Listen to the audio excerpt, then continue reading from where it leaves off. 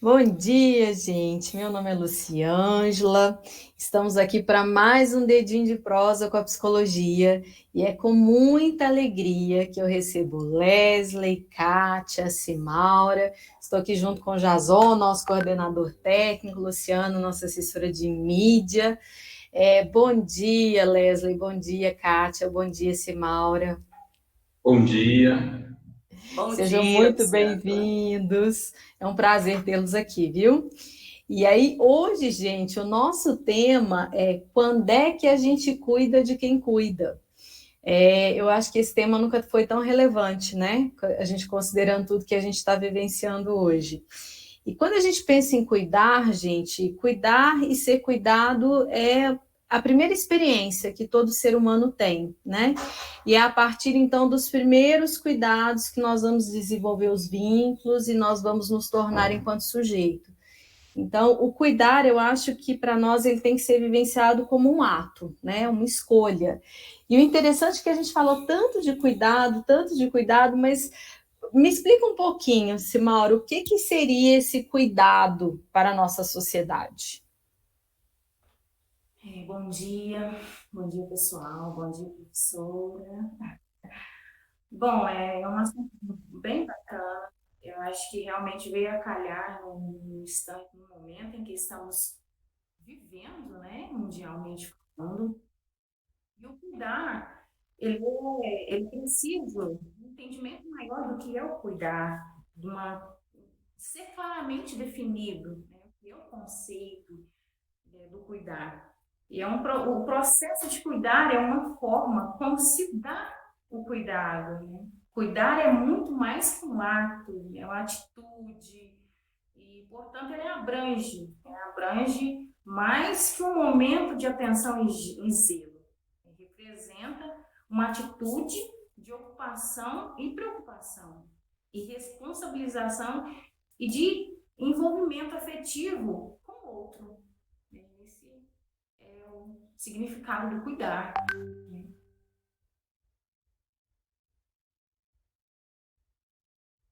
Seu microfone.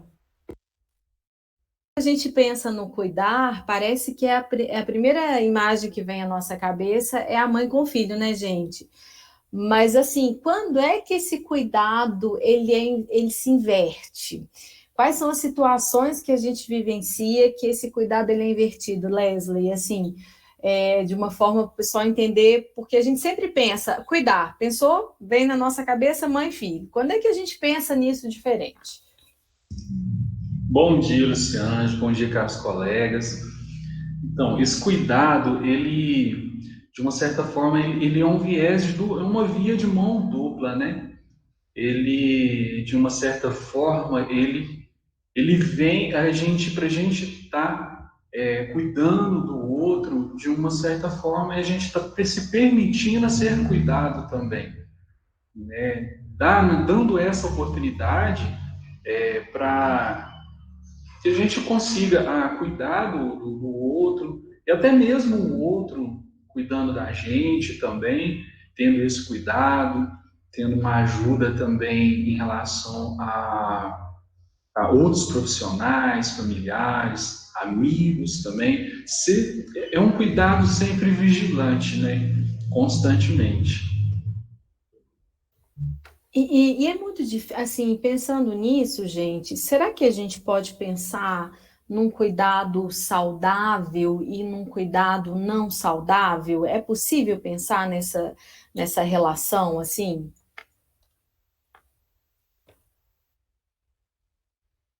Sim,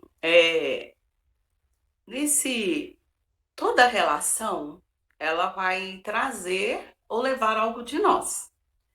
Na relação existe a doação e a entrega. E nesse doar-se e se entregar, esta relação ela vai trazer para a gente, para a pessoa que está cuidando e também a pessoa que está sendo cuidada. E nesse contato, porque para quando há o cuidado, essa esse envolvimento, nesse contato, há então um encontro pleno. E daí essa relação, então, ela se torna uma relação saudável. E há uma entrega do cuidador, ele vai, através ali do seu tempo, ele vai entregar através da escuta, através do olhar. E tem cuidador que entrega praticamente quase que a vida, né, Luciângela? Mas isso precisa ter cuidado, olhar esse limite, para que nessa relação o cuidador ele não se perca. E o que vai acontecer? Nós podemos dizer aí sobre as resistências ou os mecanismos de evitação que vão começar então a trazer um desconforto, vão perturbar, né? Aí nesse contato podemos falar aí da confluência, é onde nessa relação se mistura o cuidador com a pessoa que está sendo cuidada, no caso da mãe com o bebê, e no caso da pessoa, por exemplo, que esteja ali acamada, adoecida. Então, o cuidador, talvez, ele nessa relação, ele pode passar a desconsiderar a autonomia do outro, o querer do outro, e ali, na questão de se colocar no lugar do outro através da empatia, ele pode confundir. E onde nós podemos dizer que essa relação pode se tornar uma relação não saudável, porque também é a relação quando ela não é congruente. O que é isso? Quando a pessoa ser congruente é eu falar, eu pensar, eu agir de acordo, tudo ali pelo menos parecido. Eu não posso estar mentindo para mim mesmo. Ou seja, eu estou ali cuidando, o que eu estou sentindo é totalmente o contrário. Talvez pensando, eu não quero estar aqui, eu não queria, essa relação para mim está trazendo desconforto, dificuldade. E corre o risco até mesmo de um adoecimento. Então, a relação saudável, ela é interessante que ela é uma relação horizontal, onde, né, o cuidador e a pessoa que está sendo cuidada se vê ali na mesma dimensão, na mesma, é, um com o outro no mesmo lugar. Quando a relação ela não é saudável, ela é uma relação, podemos dizer, vertical, onde às vezes o cuidador se coloca acima da pessoa que está sendo cuidada, né? E esse envolvimento é tão interessante na relação que se envolve sujeito e objeto. Tudo se dá ali na relação. Que bacana, Kátia. E à medida que você foi Luciana, falando. Oi, Lu. desculpa interromper, mas é que O apesar da chat. gente. No É. chat, exatamente, nós temos ouvintes aqui já Ah, participando e mandando perguntas. Olha só, oh, bacana. A Luciene Paiva faz a seguinte pergunta: existe algo que podemos dizer a um cuidador que o faça entender que também precisa de cuidado? Ou melhor, que precisa se cuidar primeiro para cuidar? E ela faz o seguinte comentário: olha, já vivi situações assim. E por mais que dissesse algo, a pessoa nunca entendia parecer estar em transe.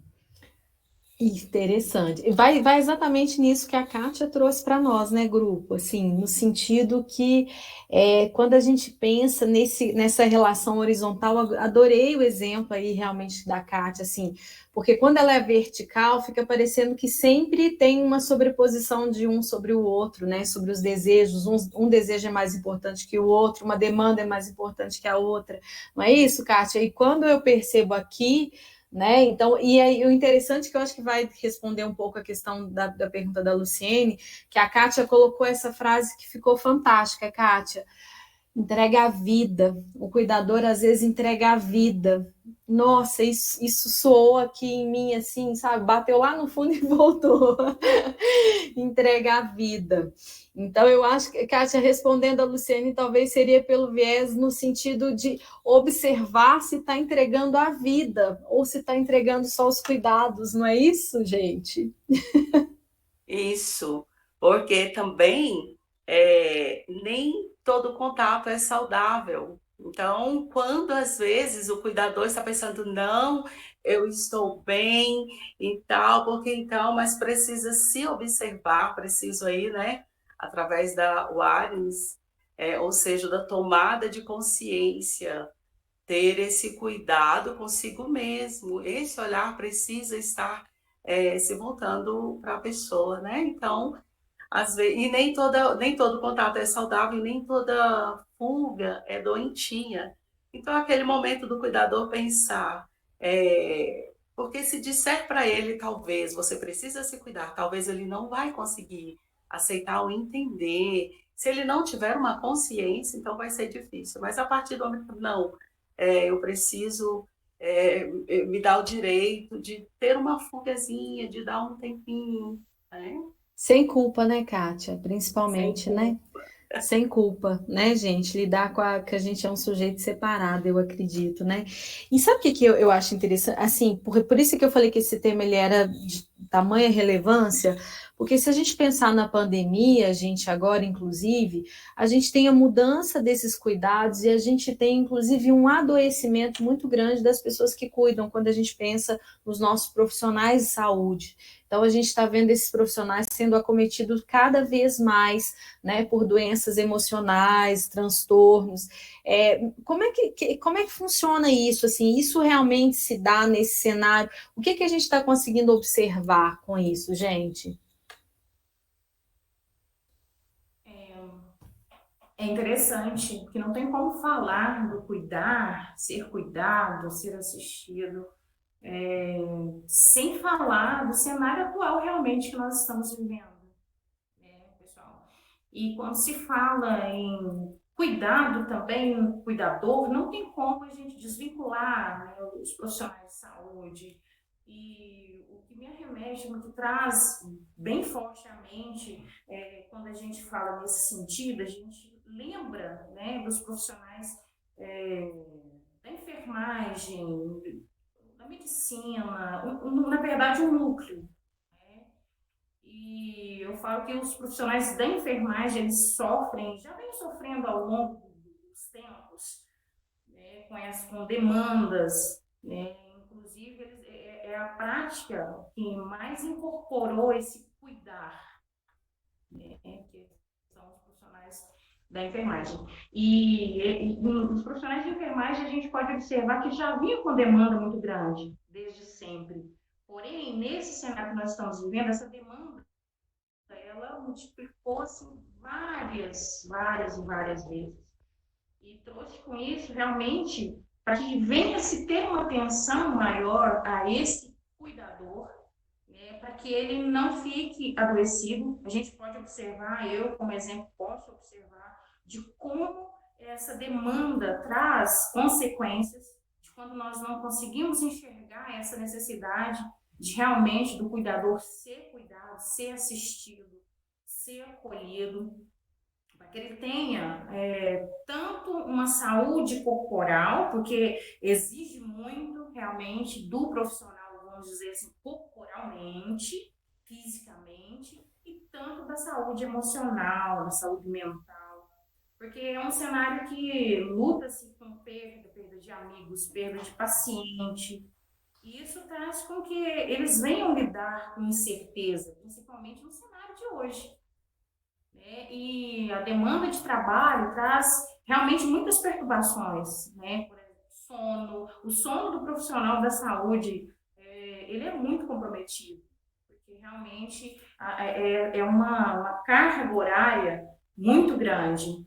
E normalmente o profissional da saúde ele não consegue, devido até questão mesmo de retorno financeiro, a não ter mais um só trabalho, né? Ele precisa de mais lugares para estar trabalhando para conseguir algo, um retorno maior. E com a questão da pandemia, isso aumentou muito, porque também vê-se um cenário de profissionais adoecidos, tanto também com a questão do acometimento da Covid, do afastamento. Então, esse aumentou muito realmente a demanda de trabalho. E o número também, a porcentagem de profissionais adoecidos psiquicamente.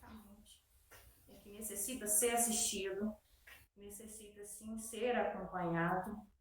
E quando se fala realmente assim, ser acompanhado, há também uma necessidade da disponibilidade de entendimento desse profissional que ele necessita, né, ser cuidado, estar bem, para oferecer um cuidado legal, para oferecer, sim, algo que não venha realmente interferir no sentido de realmente adoecimento. Então, precisa ser assistido. E, Simaura, e você falando assim, Simaura, eu fico pensando, tem um sinalzinho de alerta, não tem? Que a gente tem que estar atento? Porque, assim, às vezes o dia a dia, a rotina de todo mundo, ela é tão conturbada, a gente o tempo todo tomado por atividades. Então, assim, eu acho que quem está nos ouvindo de repente, né, Luciana, eu acredito que até o pessoal do chat, eu acho que, assim, quando é que eu tenho que ligar o meu botãozinho de alerta? Né? O que começa a acontecer comigo como profissional da saúde, ou às vezes como cuidador familiar, né? Que eu tenho que ficar um pouco mais atento. Então, um dos pontos principais eu trago nesse instante, que é a questão da insônia, do esgotamento, né? A partir do momento em que a pessoa igual a Kátia já havia trazido, a pessoa se entrega, uma entrega total, porque não tem como se entregar totalmente, vamos dizer assim, porque há realmente a necessidade de um olhar para si. Precisa-se realmente desse olhar. Então, nesse sentido, e o profissional ele também começa a notar uma irritabilidade, começa a notar assim a questão de que a influência dessa demanda acaba que atrapalha o dia a dia, a relação familiar, a relação, né, com o outro também e consigo próprio, né? São pontos chaves que a gente pode trazer nesse sentido que nós estamos falando do cuidado, né? São alertas. A Stellen, ela faz a seguinte pergunta nesse contexto: qual o papel do psicólogo nesse momento? Exatamente, gente, essa pergunta é ótima. Qual que é o nosso papel aí nesse momento, né, gente? Como é que é o nosso papel, grupo? O que vocês acham? Como é que a gente pode auxiliar essas pessoas que estão sendo acometidas aí por tantas coisas, por esse momento tão difícil, né? Que a questão da pandemia, que traz a questão do cuidado para nós, a importância desse cuidado, eu acho que nunca teve tanto em voga, junto com a questão da finitude, inclusive, né? Mas a gente precisa também ser cuidado, às vezes, por um profissional, né? Da área da saúde mental, que somos nós, da psicologia. E às vezes eu percebo que a pessoa reluta muito, não reluta? A ir ao psicólogo e falar, não, eu dou conta que sozinho, é só o estresse, daqui a pouco isso passa, a carga horária está alta, mas eu vou conseguir. E qual que é a nossa contribuição para isso? Que você acha aí, Simaura, que a gente pode dar enquanto contribuição da psicologia para esse cenário?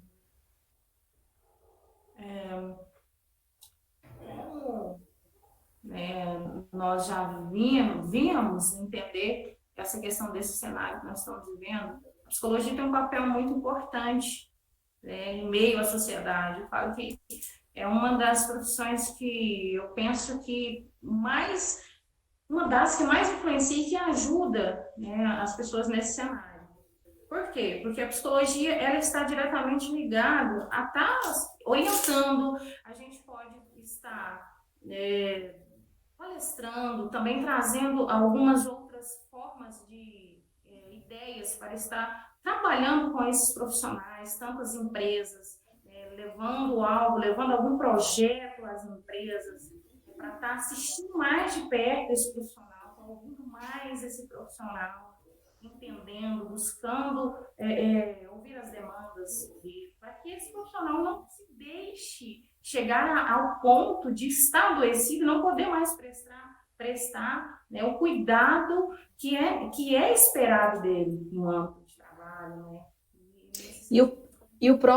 E aquele próprio falar. Oi, Simaura? O finalzinho eu não ouvi, por favor, repete, Simaura. Oi. Pode falar. Pode, não, é o que o seu finalzinho, o meu áudio ficou ruim, eu não consegui ouvir. Como é que você finalizou aí, Maura? Que o profissional da psicologia, ele consegue, né, trazer a realidade, né, trazer algo bacana para que até as empresas possam, né, implantar alguns projetos, para que esses profissionais possam ser mais cuidado, mais assistido, mais de perto, mais ouvido, Sim. né, com um pouquinho mais de atenção para que esse cuidador ele consiga também atingir ali, eu falo que atingir até um grau de expectativa até da própria empresa, das pessoas que estão sendo cuidadas ali, seja um hospital, seja uma clínica. Eu acho que é a gente disseminar a ideia do falar curadores emocionais, né, gente? Eu acho que se as empresas tiverem, as empresas do setor, enquanto instituição, em clínica, e sabe que esses dias eu estava lendo um dado que ele me chamou muita atenção e vai muito de encontro da pergunta aí, né, da nossa ouvinte, que no ano a expectativa é que em 2025 nós tenhamos 32 milhões de idosos. 32 milhões de idosos. Então, se a gente pensar nesse cuidar de quem cuida voltado para o idoso, eu fico imaginando o quanto nós, enquanto sociedade, nós estamos preparados, gente, para 2025 termos uma estimativa de 32 milhões de idosos. Então, o que nós temos que fazer, né? Acredito aí com o setor público, enquanto governo, sim, mas eu acho que a gente, enquanto instituição, enquanto sociedade civil, enquanto profissional, né? Enquanto família, eu acho que tem que haver uma reestruturação nesse sentido, vocês concordam? Para a gente conseguir atender essa demanda desse cuidado? Né? E eu fico pensando assim, na área, o que a gente pode fazer dentro da área da saúde, acho que vai meio de encontro a isso que você está colocando, né, Simaura? Sim, traz realmente de encontro, vem bate de frente, porque quando se fala em cuidados, né, principalmente pensando na questão de idosos, a gente observa que realmente o cenário é que venha realmente aumentar muito e que é algo que precisa realmente ser assistido, porque nós precisamos estar trazendo projeto, implantando ideias para que esse idoso venha a ser cuidado. E, na verdade, algo bem bacana também que a gente poderia fazer, né, que a gente, como ser humano, como empresa, como instituição, é estar trabalhando com a proflexia, com os cuidados com os prés, porque para não deixar chegar no momento e ter uma demanda muito grande, nós não conseguimos alcançar, né, um final bacana, um objetivo bacana ali, esse cuidado com o idoso. Então, é a partir desse viés que nós podemos pensar nesse instante, né, assistir ele e prevenir, né, ao invés de estar esperando a demanda aumentar realmente. Kátia, pode falar. Luciângela, é interessante também a reestruturação das famílias, porque o idoso ele está ali naquele contexto familiar. É o primeiro contexto onde ele está. Então, essa família ela precisa estar sendo preparada, orientada através de uma psicoeducação para lidarmos aí, né, com esse aumento dessa população idosa. E são pessoas que precisam realmente ter um olhar voltado para eles. E aí a família sendo orientada e através das políticas públicas, vemos também cursos profissionalizantes para cuidadores de idosos e projetos como clínicas humanizadas, oferecendo aí o melhor possível, né? E eu acho que fazer uma reestruturação é o que vocês trouxeram muito bem, meninas, assim, de uma forma muito bacana, assim, fazer uma reestruturação em setores públicos, em setores privados, mas também fazer uma reestruturação na família. Sabe por quê? A gente percebe muito que não só em relação ao idoso, mas quando a gente tem algum caso na família de algum doente, né, alguma doença que ela se dá, né, a longo prazo, digamos assim, ela traz um enfraquecimento das relações familiares. Então, assim, cobra-se muito, às vezes, do outro, sobrecarrega-se um outro, né? E nem sempre as pessoas têm condições de buscar um auxílio profissional, porque não tem condições financeiras mesmo, né? Então, assim, realmente fica a família tendo que se organizar, e aí a gente vê a família, inclusive, adoecendo, e esses vínculos, eles vão sendo desfeitos. Então, assim, o cuidado que eu acho que é importante a gente pensar é que a família já se preparar para que isso aconteça, né? É bem no preventivo, como você colocou, assim, Maura, não só na área da saúde, né? Essa prevenção, mas também dentro da família. Então, assim, e aí, eu vou esperar a coisa acontecer para a gente reestruturar? Não. Vamos pensar, já vai ser possível, de repente, mudar para algum lugar que não tem escada? Já vamos fazendo, né? Então, assim, se tem um adolescente em casa também, já vamos colocando ele para ele ajudar nos processos que ele consegue, né? Para isso, quando acontecer da pessoa realmente ter uma limitação maior, a gente já tem uma estrutura, né? Tanto física, financeira, emocional. Então, eu acho que a gente já tem que ir se preparando para receber, né? Esses 32 milhões de idosos, gente, que nós vamos ter em 2025, essa expectativa, né? Uma expectativa grande, né? Bem grande. Oi, Lu. A Catiúcia pergunta assim: quais dicas para que o cuidador cuide da sua saúde mental? E a Selene pergunta: a rotina pode ser uma aliada na vida de quem cuida? Tá. Duas perguntas, gente. Vamos responder aí da rotina primeiro. O que vocês acham? A rotina ajuda? Ajuda, Leslie, a rotina? Olha, a rotina, né, ela acaba sendo, de uma certa forma, usando positivamente, em relação, entrei também na pergunta da Selene, né, no hábito de exercícios físicos, né, que pelo meu ponto de vista eu tenho aí e vejo com bons olhos a prática de exercícios físicos, né, a questão da gente de nós estar podemos aí cuidar do nosso mental para possibilitar que cuidamos do nosso físico, né? De uma forma, é uma maneira bem positiva por esse lado, né, da rotina, de ter um hábito bacana, de estar cuidando do físico, tem essa rotina do físico. É interessante, muito válido. E eu acho que é bem achar estratégias, né, Leslie? A atividade física ela é muito importante porque libera vários hormônios, como a gente já sabe, né? Coloca o nosso corpo, né, em movimento, que principalmente isso, às vezes um cuidado demanda muito, muito da gente, né? Se a gente tiver alguma pessoa acamada, isso, enfim, né? E isso supera muito. E eu acho que também, Luciana, eu acho que a gente poderia falar acho que é a Selene e a Catiúcia, né? A gente poderia colocar para elas também, grupo, eu acredito, a importância de conseguir se separar, né? Nós, enquanto seres, separar a vida, né? Adorei o termo que a Kátia falou, né? Então, assim, não entregar a vida, né? Nós vamos entregar os cuidados. Então, assim, ter momentos de lazer, fazer o que realmente gosta, se organizar, pedir ajuda, né, gente? Nós seres humanos temos uma dificuldade de pedir ajuda, né? Então, pedir ajuda para essa rede de apoio, né, que pode nos dar. Eu acho que isso faz muita diferença. Organizar na hora que estiver fazendo alguma coisa para você, foi fazer uma unha que gosta de fazer, foi na casa de um amigo, foi à terapia, e ir sem culpa, né? Reorganizar a família, não ficar só realmente uma única pessoa com todos esses cuidados, porque uma hora essa pessoa também vai adoecer, e quem é que vai cuidar disso tudo?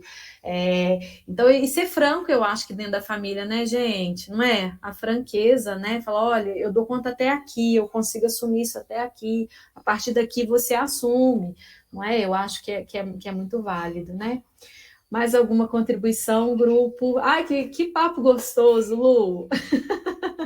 Inclusive, a Valdirene comenta lá que a culpa muitas vezes pode interferir nesse processo de cuidar do outro, né? O quanto é pesado sentir-se responsável pelo outro, e ter que também cuidar de si.